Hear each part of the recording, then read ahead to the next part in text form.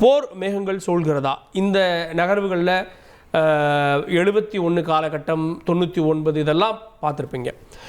இதை ஒரு full time வாராக மாறும் அப்படின்னு நினைக்கிறீங்களா? இந்த நகர்வுகளை எப்படி ஒப்பிட்டு பார்க்கலாம்? நிகழ்ச்சியில் கலந்து கொண்ட தோழர்கள் அனைவருக்கும் வணக்கம்.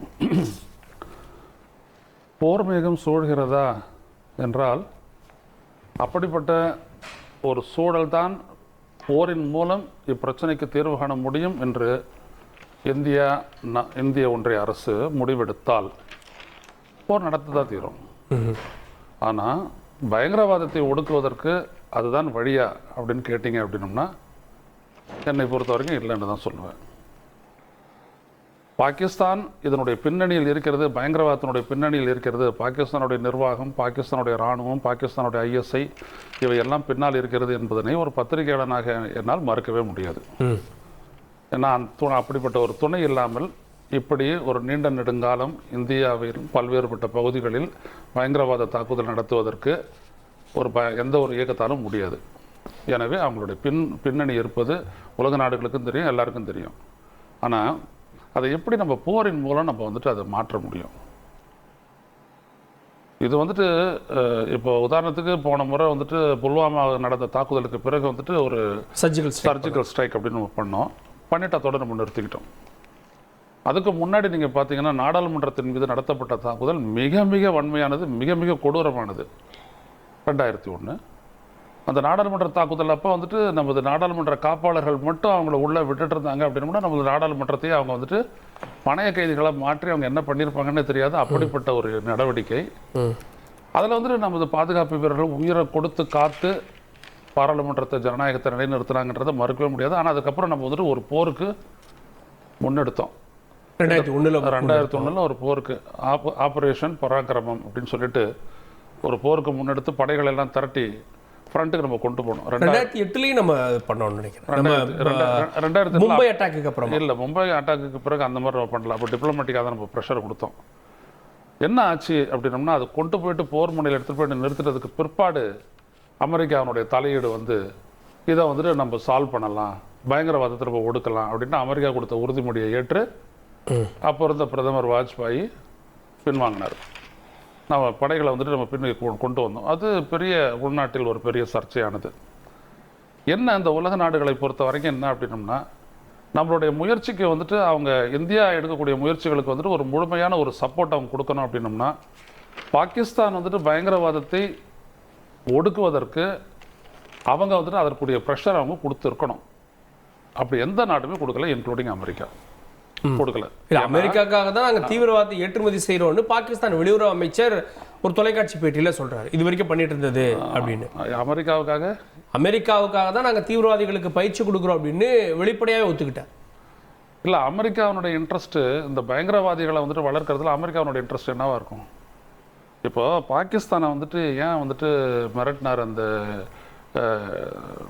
இரட்டை கோபுர தாக்குதலுக்கு பின்னாடி அமெரிக்காவுடைய அதிபராக இருந்த ஜார்ஜ் புஷ் ஏன் அது மிரட்டினார் பாகிஸ்தானை? ஏன்னா கிட்டத்தட்ட அந்த ஆப்கானிஸ்தான்லேருந்து செயல்படக்கூடிய அந்த பயங்கரவாத இயக்கங்கள் ரெண்டுத்துக்குமே பின்னணியில் எல்லா சப்போர்ட்டும் கொடுக்கறது பாகிஸ்தான் தான். பயிற்சி, ஆயுதங்கள் அப்படின்றதுனால தான் அந்த ப்ரெஷர் கொடுத்து நீ என் சைட்டில் நிற்கிறியா இல்லை எதிரியா அப்படின்னு சொல்லும் போது தான் அவங்க இந்தாண்டம் வந்தாங்க.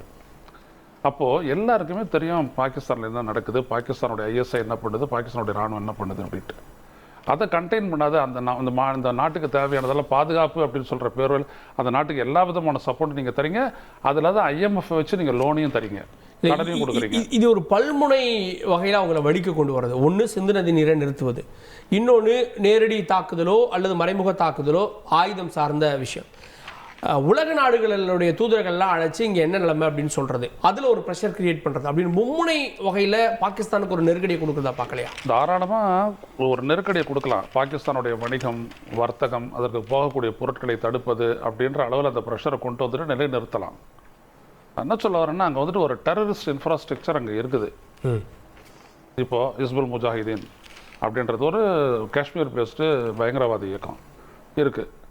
இன்னொரு பக்கத்தில் நீங்கள் பார்த்தீங்கன்னா லஷ்கர்-இ-தொய்பா இன்னொன்று இருக்குது. இது இல்லாத அல்பாதர், இந்த மாதிரி ஏகப்பட்ட இயக்கங்கள்லாம் இருக்குது. நான் என்ன சொல்ல வரேன், முதல்ல அந்த டெரரிஸ்ட் இன்ஃப்ராஸ்ட்ரக்சரை டிஸ்மேண்டில் பண்ணணும்.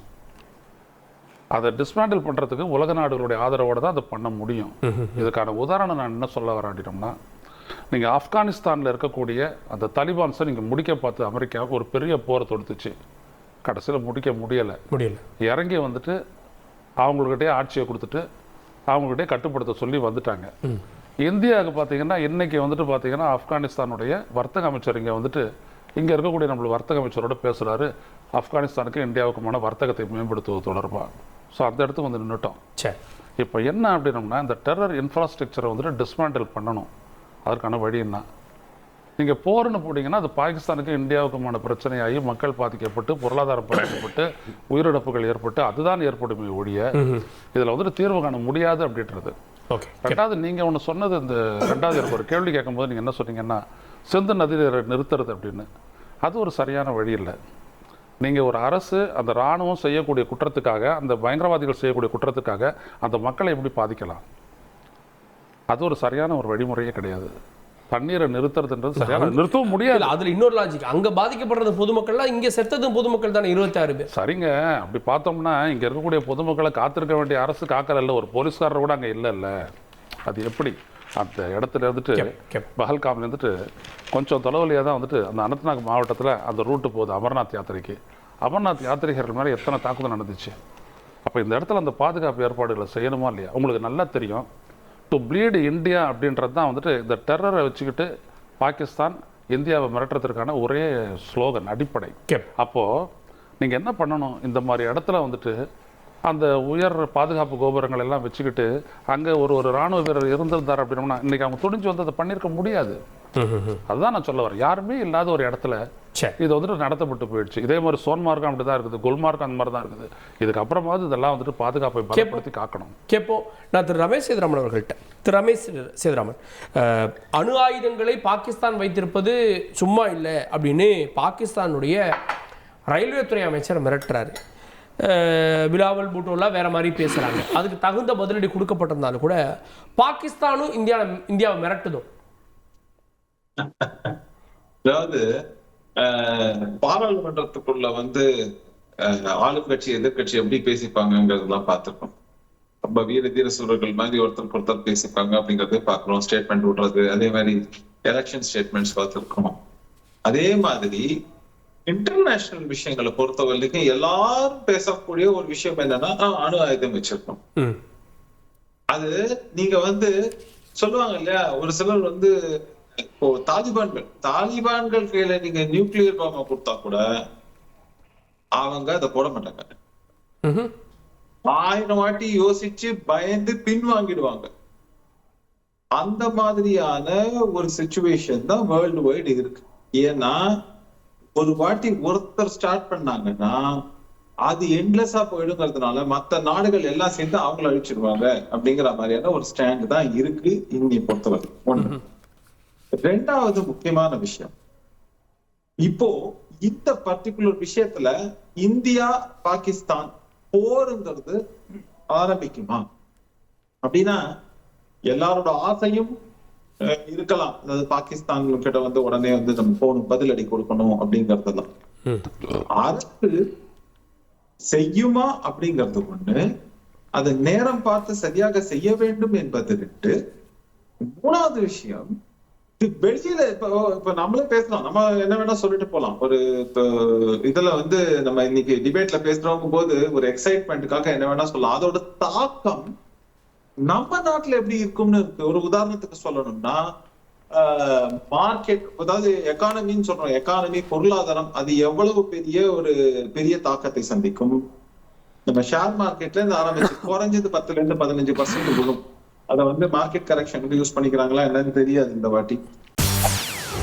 செய்திகளை உடனுக்குடன் தெரிந்து கொள்ள உடனே சப்ஸ்கிரைப் பண்ணுங்க.